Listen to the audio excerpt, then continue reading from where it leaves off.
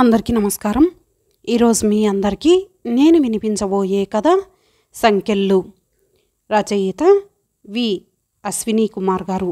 ఇక కథలోకి వెళితే, ఆ రోజు జరిగిన పెళ్లి చూపులు నాకు అవాస్తవంగా అధివాస్తవికంగానే అనిపించింది. ఎందుకంటే తెర వెనక జరిగినది పెళ్లి కూతురు ఈ పెళ్లికి ఒప్పుకోవటానికి పెళ్ళికొడుకు వంశం కానీ అతని చదువు కానీ అతని అందచందాలు కానీ కాదు, కేవలం అతను అమెరికాలో ఉండటమే.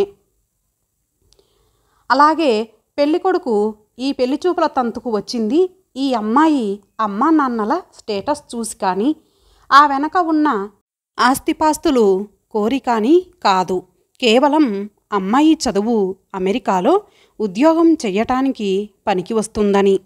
సరే, పెళ్లి చూపులు జరిగిపోయాయి. అతిథి మర్యాదలు, ఇచ్చిపుచ్చుకోవటాలు, పెట్టించుకోవటాలు, ఈ విషయాలన్నిటికీ మధ్యవర్తిని కాబట్టి ఇవన్నీ కూడా నిజానికి నీడలాగా, అబద్ధానికి ఆసరాగా జరిగిపోయాయి. ఓ ముహూర్తానికి అందరి దీవెనలతో పాటు సూత్రధారణ, అమ్మలక్కలు, కాకి ముక్కుకు దొండపండుల లాంటి గుసగుసలు, ముసిముసి నవ్వులు కురిశాయి. పక్కనే పచ్చిక బయలులో బఫే భోజనాలు, ఐస్ క్రీంలు, ఫ్రూట్ సలాడ్ల ఖాళీ ప్లేట్లు, ఎక్కడ నుంచో వచ్చిన పిల్లలు, కుక్కలు, మెల్లగా ఆరిపోతున్న దీపాలు, ఎడాపెడా పడి ఉన్న కుర్చీలు, వాడిపోతున్న పూలదండలు, వీటన్నిటికీ నేనే ప్రత్యక్ష సాక్షిని కదా. హనీమూన్ ప్రస్తావన వచ్చింది కానీ ఎందుకో చివరి నిమిషంలో మానుకున్నారు.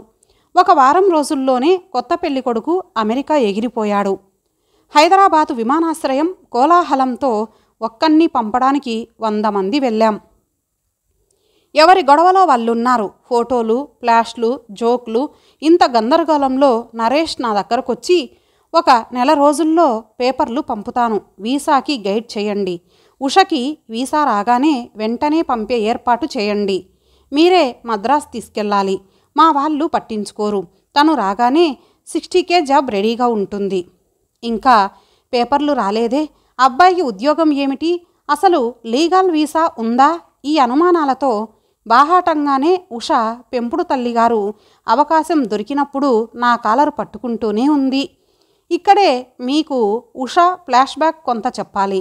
తను పసికందుగా ఉన్నప్పుడు తల్లిదండ్రులు వింత పరిస్థితుల్లో చనిపోయారు. వాళ్ళు ఏదో ప్రమాదంలో చనిపోయారని కాదు, ఆత్మహత్య చేసుకున్నారని చేదు నిజాలు, తీపి అబద్ధాలు ప్రచారంలో ఉన్నాయి. ఉష తల్లికి అక్క సీతమ్మ తన 3 ఆడపిల్లలతో పాటు ఉషను కూడా పెంచింది. కానీ ఎక్కువ శ్రద్ధ తీసుకొని చదివించింది పెదనాన్న సూర్యారావు గారే. తన సొంత కూతుళ్ళ కంటే కూడా ఎక్కువ కేర్ తీసుకొని ఫార్మసీ చదివించాడు. ఉష కంటే చిన్నవాళ్ళైన తన చెల్లెళ్ళు అందరికీ పెళ్ళిళ్ళు జరిగిపోయినా ఉష ఏదో మిషతో ఆ విషయాన్ని వాయిదా వేస్తూ వస్తోంది. తన స్థితి తనకు అవగతమైన కొద్దీ ఎక్కువగా ఇంట్రావర్టుగా అయిపోయి ఒక రకమైన నిరాసక్తత, డిప్రెషన్ మూడ్లో ఉంటుండేది. పాపం తల్లిదండ్రులు లేరు అని సింపతి, కనీసం స్నేహితులు కూడా లేరే అని నాకు ఆశ్చర్యం. ఏదైనా మాట్లాడితే పొంతనలేని అసందర్భమైన ప్రశ్నలతో ఒక్కసారిగా బెదరగొడుతుంది. ఇది గమనించి వీలైనప్పుడు నేను కొంత చనువుగా ఆమె మానసిక స్థితిని అంచనా వేసే సాహసం చేశాను. రూపం వెన్నెల, బంగారం పోత పోసినట్లు చిన్న ముక్కుపడక తలుక్కున మెరుస్తుంది. ఎర్రని పెదవులు, వెలుగులేని నవ్వు, కబుర్లు చెప్పని చీకటి కనులు, కుంచుకుపోయిన నూతురు, నిండైన వక్షం, పొడవైన జడ, ఆడలక్షణాలన్నీ పుష్కలంగా ఉన్నాయి. కానీ మనుషులకు, పరిస్థితులకు దూరంగా ఎందుకు జరిగిపోతూ ఉంటుంది? మామూలుగానే వీసా పేపర్లు రావటానికి 3 నెలలు గడిచిపోయాయి. ఈ 3 నెలలు నరేష్ అమ్మ సుచిత్రాదేవి గారు కోడలిని ఇంట్లో పెట్టుకొని అప్పటి వరకు అమ్మాయి చేస్తున్న ఉద్యోగం మానిపించి తన కొడుకు అవసరాలకు అనువుగా ఆమెను తీర్చిదిద్దటానికి, మార్చటానికి శతవిధాలా ప్రయత్నించి చివరకు మూర్చబోయింది. సుచిత్రాదేవి గారికి తనకిష్టం లేని పని కానీ నిర్ణయం కానీ ఆ ఇంట్లో జరగటాన్ని హర్షించగల విశాల హృదయం లేదు. ఇంతటి అభిజాత్యం ఉన్న ఆమె ఉష నిరాసక్తతను మెత్తటి షిఫాన్ చుడిదారుల్లో సిల్కు చీరలతో బ్యూటీ పార్లర్ల ఫేషియల్స్తో మార్చాలని శతవిధాలా ప్రయత్నించి అలసిపోయింది. అత్తమ్మ, ఆడవాళ్లకు ఇవన్నీ అవసరమా?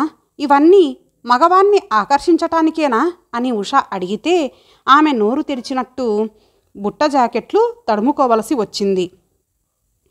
మీనా బజార్లో నగలు, రకరకాల గాజులు కొని ఎన్ఆర్ఐ భార్య స్టైలుగా ఉండాలి అని బోధిస్తుంటే, ఈ నగలు నాకు బరువు, ఈ స్టైలు నాకు బోరు అని గొనిగేది. రాత్రి వేసిన నైటీ మర్నాడు మధ్యాహ్నం వరకు వదిలేది కాదు, స్నానం చేస్తే మంచి బట్టలు వేసుకోవాల్సి వస్తుందని. ఇక తిండి విషయం, రోజు కోళ్ళు కుక్కలు నడిచే ఆ ఇంట్లో పాలకూర బెండకాయలు తప్ప తినని ఈ వింత కోడలు సుచిత్ర గారికి ఒక సమస్యగానే తయారైంది. ఈ అమ్మాయి తన కొడుకుని సుఖపెడుతుందా? తినడానికింత వండి పెడుతుందా? కనీసం పక్కలోనైనా పడుకుంటుందా? ఇలాంటి ప్రశ్నలతో ఆమె తల దిమ్మెత్తిపోయేది. నేను చుట్టం చూపుగా వెళ్ళినప్పుడు ఎంత పని చేశారు అని కొంత బాధ, కొంత నిష్ఠూరంగా అన్ని విషయాలు దాపరికం లేకుండా కక్కేది. ఎప్పుడైనా అలా సాయంత్రం వాకింగ్ తీసుకువెళ్ళి ఏమిటి నీ సమస్య అని అడిగితే, ఏ సమస్య అని అమాయకత్వమో గడుసుతనమో తెలియని ముసుగులో ఉండిపోయింది. నీకు అసలు స్నేహితులు లేరా అని అడిగితే, మీరు స్నేహితులు కారా?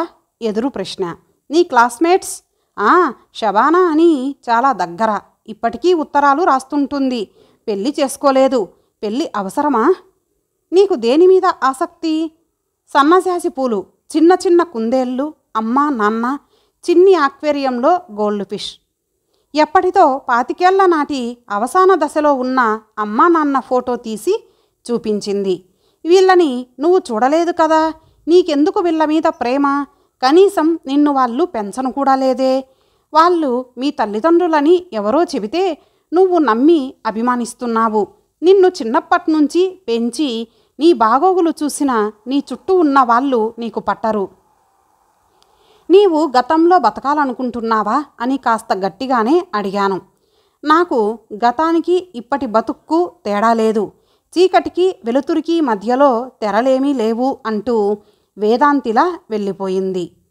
4వ నెల మొదట్లో పేపర్లు వచ్చినట్లు సుచిత్రగా రాగలేక కోడల్ని తీసుకొని మద్రాసు వెళ్ళి అట్టహాసంగా వీసాకి ఉషను లోపలికి పంపినట్లు, ఏదో కోరితే వీసా ఇవ్వనట్లు వీరంతా సపరివారంగా రాజధానికి వచ్చి నాకు ఫోన్లో అన్ని వివరాలు చెప్పారు. దీనికి కూడా మీదే బాధ్యత అన్నట్లు ధ్వని కూడా ఉందో లేక నాకే అలా అనిపించిందో. ఆ తర్వాత నరేష్ చివాట్లు పెట్టేసరికి కోడలతో పాటు ఫైలు మొత్తం నా దగ్గరకు చేరాయి. కావలసిన డాక్యుమెంట్లన్నీ గుచ్చి ఇంకా కొన్ని అమెరికా నుంచి తెప్పించి ఒక ఏకాదశి రోజున ఉషాదేవికి అమెరికా వీసా పవర్ ఇచ్చి అట్టహాసంగా హైదరాబాదు నుంచి న్యూయార్కు పంపాం. ఆ ఒక్కరోజే ఉషను సంతోషంగా చూశాననుకున్నాను. రోజులు, వారాలు, నెలల వరుసలో ఉష విషయం మరుగున పడిపోయిందనుకున్నాను. అంతా సవ్యంగా జరిగిపోతుందనుకున్నాను.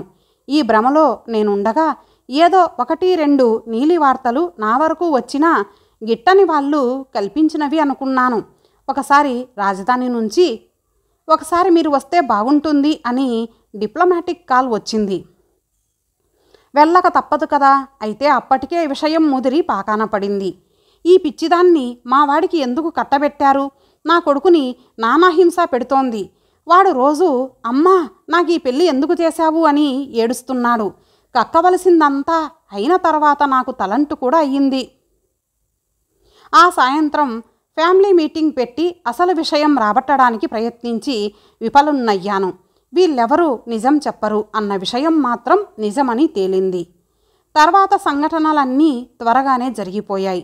తర్వాత నెలలో నేను అమెరికా వెళ్ళవలసి వచ్చింది. అది సెప్టెంబర్ మాసం. న్యూయార్క్లో దిగి బ్యాగేజ్ క్లెయిమ్ దగ్గర నరేష్ ఉండటం గమనించాను. ప్రయాణం బాగా జరిగిందా? 24 గంటల ప్రయాణం తర్వాత జెట్లాగుతో తెరిచిన కళ్ళతో నిద్రపోతూ మాంట్విల్లీ ఇంటికి చేరాం. మర్నాడు నేను లేచేసరికి అందరూ ఎవరి దారిన వాళ్ళు వెళ్ళిపోయారు.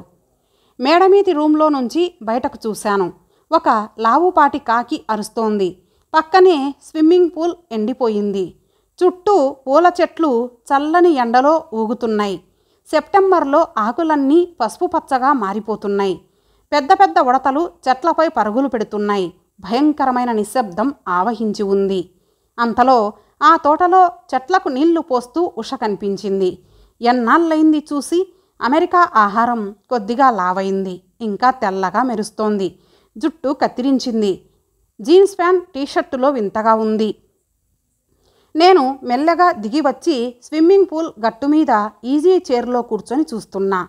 రంగురంగుల సీతాకోక చిలుకలు ఎగురుతూ పూల మీద వాలుతున్నాయి. కింద పచ్చని గ్రాస్ మెత్తగా కాలికి తగులుతోంది.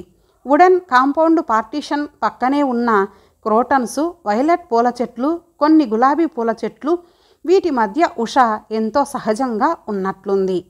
మరి ఏమిటి సమస్య? ఎందుకు సమస్య? నా ఉనికిని గమనించి దగ్గరికి వచ్చింది. ఉండండి, కాఫీ తెస్తాను అని లోపలికి వెళ్ళి మగ్ నిండా కాఫీ తెచ్చి పక్కనే కూర్చుంది. పరీక్షగా చూశాను. దాదాపు సంవత్సరం అయ్యింది. బుగ్గలు నిగనిగలాడుతున్నాయి. పెదాలు ఎర్రబడ్డాయి. టీషర్టు పిటపిటలాడుతోంది. జీన్సు స్కిన్ టైట్ తొడలకు అతుక్కొని ఉంది. ఉషాదేవేనా? అనుమానం వచ్చింది. ఓకే, ఎలా ఉన్నావు? కబుర్లు చెప్పు అని మెల్లగా అడిగాను. అంతా బాగానే ఉంది. పోయిన నెలలో ఎగ్జామ్ రాశాను. అంతకుముందు సరిగా చదవలేదు. ఇవాళో రేపో రిజల్ట్స్ రావాలి. దేనికి ఎగ్జామ్? ఫార్మసీ లైసెన్స్ కోసం. పాస్ అయితే ఉద్యోగం వస్తుంది. అలాగా. నరేష్ ఎలా ఉన్నాడు? ఎక్కడా జాబ్? ఇక్కడ దగ్గరలోనే గ్యాస్ స్టేషన్లో. ఇంకా సంభాషణ పొడిగించలేదు. స్నానం చేసి బ్రేక్ఫాస్ట్ లంచ్ కలిపి తినేసి మళ్ళీ నిద్రపోయాను. వారం 10 రోజుల్లో విషయాలు చాలా విడిపోసాగాయి. నరేష్కి ఉషకి పొసగటం లేదు. కారణాలు అంత బలమైనవి కూడా కనపడటం లేదు. స్థూలంగా ఉష అతని కంటే ఎక్కువ చదువుకుంది. ఇద్దరికీ కంపాటిబిలిటీ లేదు. అతని గ్యాస్ స్టేషన్ జాబ్ కూడా లేబర్ జాబ్ అయిపోయింది. నరేష్ సంగతి, అతను రోజుకు 2 షిఫ్టులు పనిచేస్తున్నాడు. 3వ షిఫ్టు సెల్లార్లో మందు కొడుతూ సినిమాలు చూస్తున్నాడు. ఎప్పుడో అక్కడే నిద్రపోతూ తెల్లవారకముందే గ్యాస్ స్టేషన్కు వెళ్ళిపోతాడు. ఉదయం 7:30 గంటలకు రాజారాం, గీత చెరొక దారిన వాడు న్యూయార్కు, ఈమె మాంట్విల్లీ కౌంటీకి వెళ్ళిపోతారు. ఉష పగలంతా ఇంట్లో ఆక్వేరియం చేపలతో, టీవీ బొమ్మలతో, స్విమ్మింగ్ పూల్ చుట్టూ పూల చెట్లతో, ఎప్పుడైనా పుస్తకాలతో కాలం గడుపుతుంది. నరాలు తెగిపోయే ఒంటరితనం, భయంకరమైన నిశ్శబ్దం అది చీల్చుకుంటూ ఫోన్ మోగిన భయం. ఆమెలోని నిరాసక్తత నిరాశగా రూపు చెంది ఆమెను నీడలా వెన్నాడుతోంది. నాకు పిచ్చెక్కుతోంది. అతను sadist, characterless brute, please relieve me అంటూ స్వాగతంలా మాట్లాడింది. ఆ సాయంత్రం పద గ్యాస్ స్టేషన్కి వెళ్దాం అని బయలుదేరదీశాను. దగ్గరే, నడిచి వెళ్ళవచ్చు. బయట చలి సంగతి తెలియక మామూలుగా బయలుదేరాను. ఏయ్ యూ విల్ ఫ్రీజ్, ఈ జెర్కిన్ వేసుకోండి అని ఎంతో శ్రద్ధగా జెర్కిన్ ఇచ్చి మెడ చుట్టూ కాలర్ వేసి జిప్ పెట్టింది. ఆడది సేవ చేస్తే మనసుకు ఎంత హాయిగా ఉంటుంది. అప్పటికి కాస్త ఎండ ఉంది. బ్రిటనీ రోడ్లో నుంచి మాంట్విల్లీ రోడ్ తిరిగాం. 1 కిలోమీటరు సైడ్ వాక్ మీద నడుస్తున్నాం. అక్కడ ఖాళీ పొలాలు కనబడుతున్నాయి. 1-2 పాడుబడిన ఇల్లు దాటాం. చిన్న షాపింగ్ సెంటర్, తర్వాత గ్యాస్ స్టేషన్. మా రాక చూసి నరేష్ కొంచెం సిగ్గుపడ్డాడు సహజంగానే. ఇండియాలో ఎంతో స్టేటస్ మెయింటైన్ చేసిన ఫ్యామిలీ, ఇక్కడ గ్యాస్ స్టేషన్ ఉద్యోగం. ఎంత అమెరికాలో ఉన్నా తెలిసిన వాళ్ళ దగ్గర చిన్నతనంగానే ఉంటుంది. క్యాబిన్లోనికి వెళ్ళాం. స్టేషన్ ఓనర్ ఉన్నాడు. I'm John, how do you do? She is Usha, Sam's wife అన్నాను. What, she is Sam's wife? He never told me. Anyway you are beautiful baby. What are you doing with this beast అని పెద్దగా నవ్వాడు. అంతలోనే I'm just joking, he is a hard working guy, happy a nice day అని వెళ్ళిపోయాడు. మేము gas స్టేషన్కి రావటం, సంవత్సరం నుంచి ఉష రాని చోటుకి, ఓనరు కామెంట్సు ఇవన్నీ నరేష్ని మరీ చిన్నబుచ్చుకునేట్లు చేశాయి. మళ్ళీ మేమిద్దరం నడిచి 7 గంటలకు ఇంటికి చేరాం. అప్పుడే రాజారాం, గీత చెరొక కారులో ఇంటికి చేరారు. మర్నాడు మెయిల్లో ఉషా రిజల్ట్స్ వచ్చాయి. అన్ని సబ్జెక్టుల్లోనూ క్వాలిఫయింగ్ గ్రేడ్ కంటే తక్కువే వచ్చినాయి. 75% కన్నా తక్కువ వస్తే మళ్ళీ పరీక్షలు రాయాలి. ఈ మార్క్స్తో పాటు రాబోయే పరీక్షలకు అప్లికేషన్ కూడా పంపారు. ఆ రాత్రి లివింగ్ హాల్లో టీవీ రంగు నీడల్లో అందరి ముఖాలు సీరియస్గా ఉన్నాయి. నరేష్ నిప్పులు కక్కుతున్నాడు. అన్నిటికీ తామరాకు మీద నీటి బొట్టులా ఉండే రాజారాం సోఫాలో ఇబ్బందిగా కదులుతున్నాడు. పూర్తిగా అమెరికన్ లైఫ్ స్టైల్ని ప్రేమిస్తూ భారత నారిలా జీవిస్తున్న గీత పరిస్థితుల్ని అంచనా వేస్తూ, ఉషా, రోజూ చెప్పేదాన్ని కదా కష్టపడి చదివి పాస్ అవ్వమని. ఇప్పుడు చూడు, మళ్ళీ 10 నెలల తర్వాత కానీ ఎగ్జామ్ రాయలేవు. నీవు కూడా జాబ్లో చేరితే మీ ఇద్దరిని అపార్ట్మెంట్లో పెడదామనుకున్నాను. ఇప్పుడు వీడి సంపాదన తిండికే చాలదు కదా. ఇంటి అద్దె ఎలా కడతారు? అఫ్కోర్స్ మీరు ఇక్కడుంటే మాకేమీ ఇబ్బంది లేదనుకో. వచ్చే నెలలో రాజు, గోపి వస్తున్నారు కదా. అప్పుడు మీకు ఫ్రీడమ్ ఉండదు కదా. రాజారాం యా అంటున్నాడు మధ్యలో. నరేష్ అయితే బుసలు కొడుతున్నాడు. ఈ అవాస్తవిక పరిస్థితుల్లో ఇక్కడ సంపద కాళ్ళ కింద కార్పెట్లలో, చెక్క గోడల మీది వాల్పేపర్లలో, లివింగ్ రూమ్ సోఫా సెట్లలో, dining room oval table, high back కుర్చీల్లో, తలపై సీలింగుకు వేలాడే షాండిలీర్లలో, ఇంకాస్త బయటకు వెళ్తే పోర్టికోలో పార్కు చేసిన ఫోర్డ్, టయోటా కార్లలోనే ఉండిపోతోంది. వ్యక్తుల మధ్య సంబంధాలు, భార్యాభర్తల అనుబంధాలు అన్నీ డాలర్లతో ముడిపడి ఉన్నాయి. ఇక్కడ పనిచేయలేని వ్యక్తి, పనికిరాని మనిషి, ప్రాణం పోయిన మనిషిలా తనకు తానే భారం. నిన్ను మోయటానికి ఎవరికీ ఓపిక, తీరిక ఉండదు. నీ భర్త అయినా నీ భార్య అయినా దూరాలన్నీ ఒకటే. అన్నిటికీ కార్పెట్ మీద కూర్చొన మూగగా రంగులు మారుతున్న టీవీ వెలుగుల్లో తన ముఖానికి హరివిల్లు లాంటి మాస్క్ వేసుకున్నట్టు తన పెద్ద పెద్ద కనుల్లో కదులుతున్న వెలుగు నీడల్ని రెప్పలు వాల్చి దాస్తున్నట్లు, నవరసాల్ని మనకందించే టీవీ సెట్టు తనకేమీ పట్టనట్టు, తనకేమీ ఆలోచనలు లేనట్లుగా నిర్వికారంగా ఉండిపోయింది ఉషాదేవి. ఇంతటితో ఈ భాగం సమాప్తం. మరలా మరొక భాగంతో కలుద్దాం. అంతవరకు సెలవు. నమస్తే.